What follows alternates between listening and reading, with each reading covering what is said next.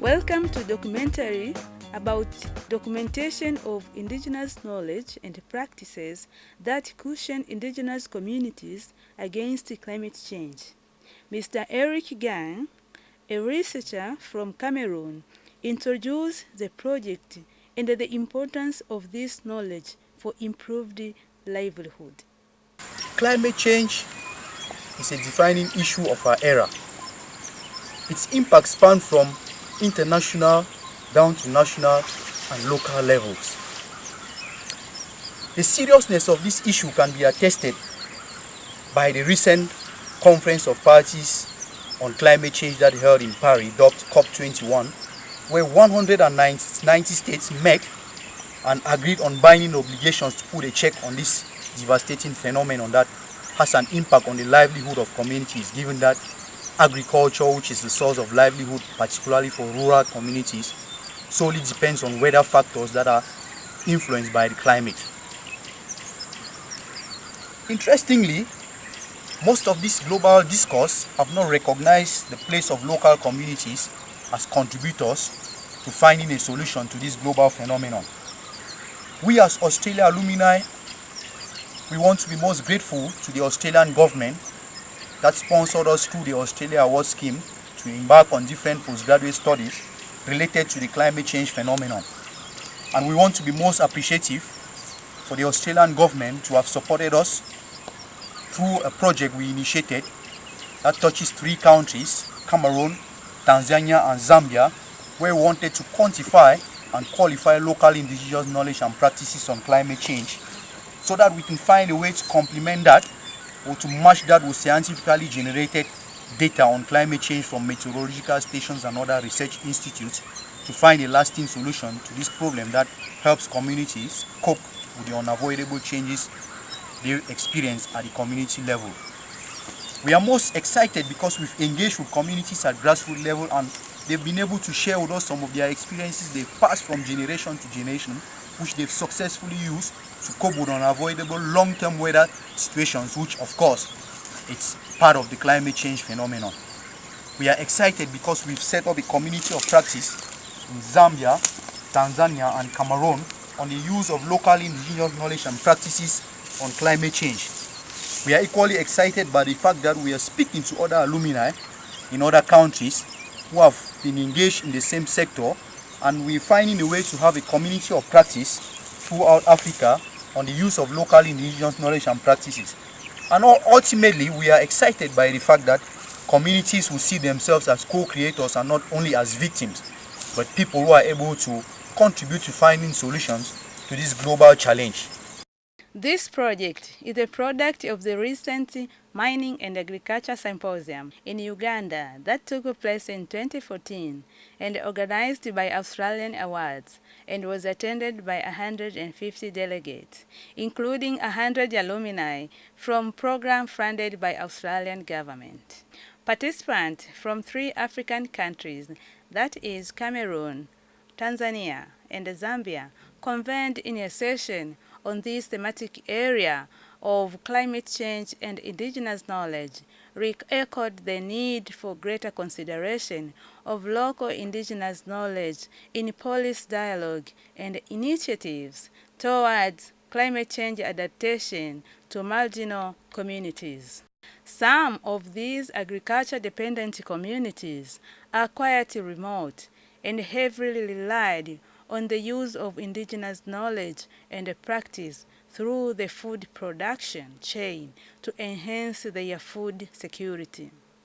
These practices and strategies have been transferred from one decade to another and from generation to generation through a process of mutual and collective learning that involve orally and documentation have grossly been neglected.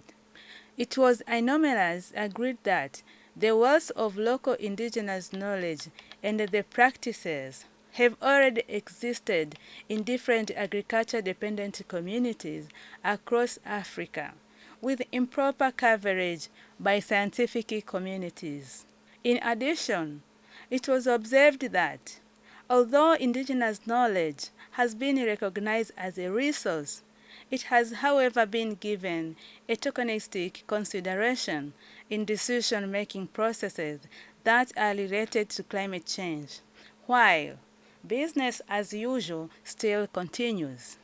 The participant thought that there is a need to engage in further evidence-based research with local communities to share cross-border knowledge, best practice, and publication that involving a wide number of stakeholders to consolidate existing knowledge to enhance its scaling up.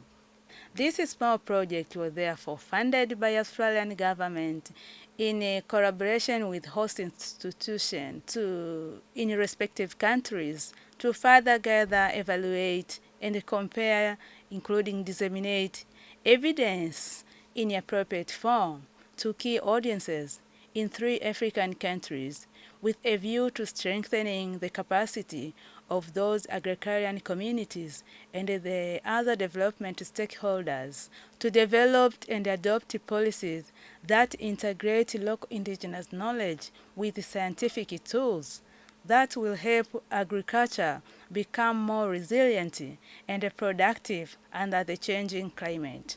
Therefore, we conducted a small project in Tanzania, Cameroon, and Zambia with the aim to document local farmer-led adaptation practices and local approaches and tools that cushion the communities against climatic risk.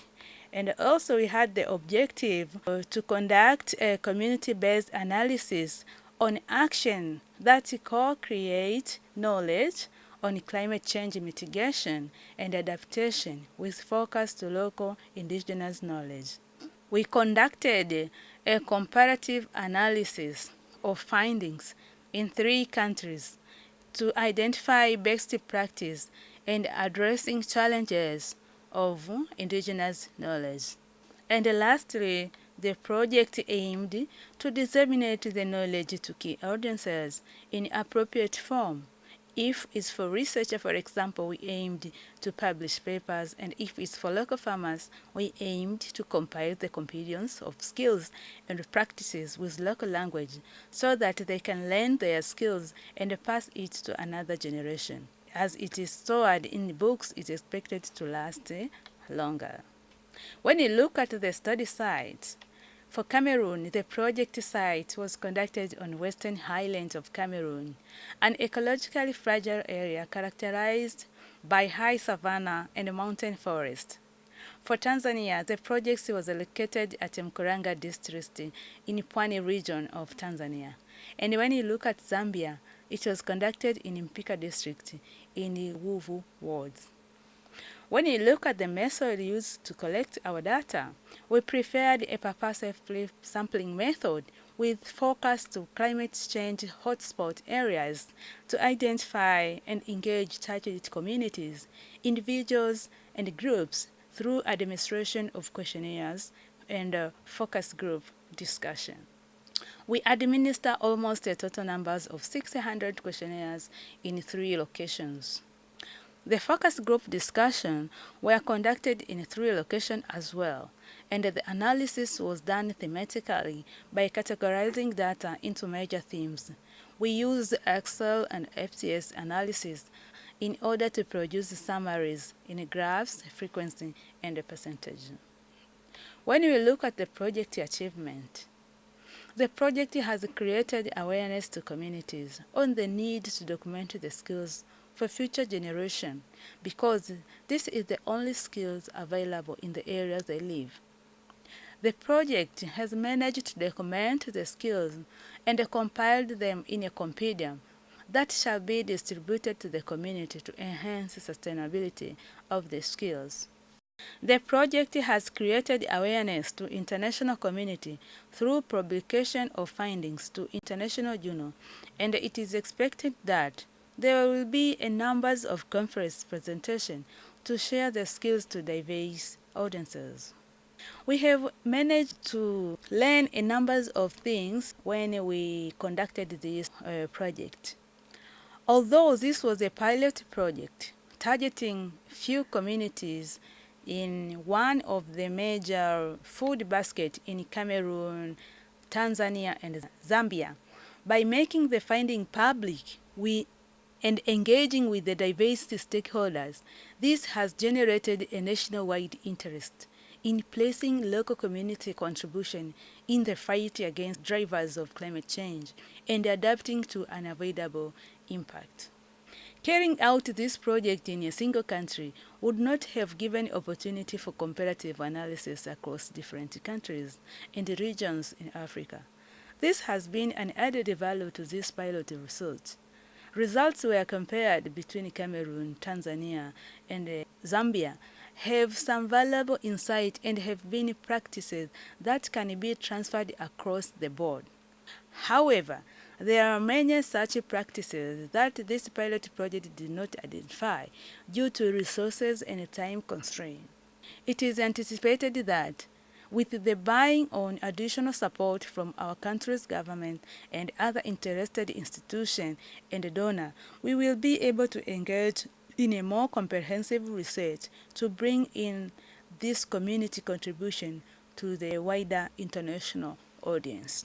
When we look at the project sustainability, the project is centered on empowerment, placing agrarian communities as a co-creator of global solutions to climate change. Firstly, the knowledge generated and compiled in a simple manual shall be useful to communities, and the practices shall be scaled up for benefit of these communities and those beyond the project area. The community of practice developed among the group of organized farmers, therefore, stay in the project, and this is a very good sustainability strategy. Secondly, we see that the ultimate aim of this project is to transform local indigenous knowledge and practice into business and educational opportunities for the participating community. We'll see that as the business opportunities, once the local indigenous knowledge and practice are packaged, they will be used as a leverage to promote climate tourism in these communities.